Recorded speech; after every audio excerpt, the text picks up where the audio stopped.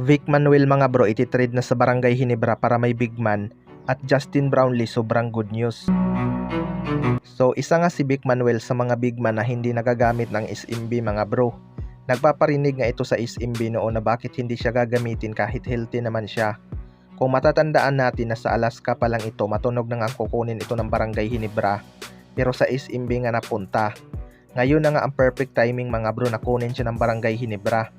Malakas pa naman itong si Vic Manuel sa ilalim.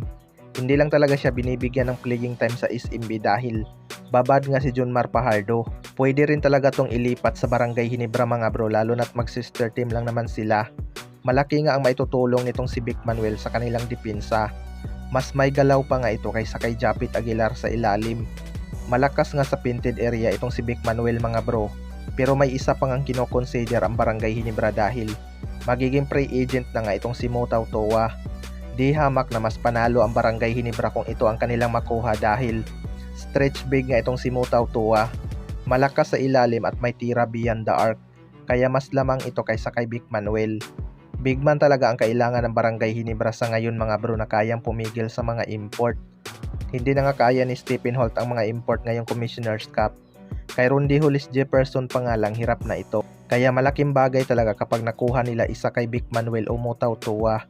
Sa kabilang banda naman mga bro, Justin Brownlee sobrang good news.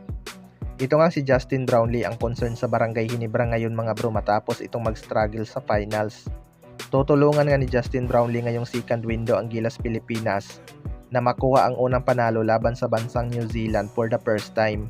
Good news nga mga bro dahil umattend ka sa practice ng Gilas Pilipinas itong si Justin Brownlee at looking good naman na siya.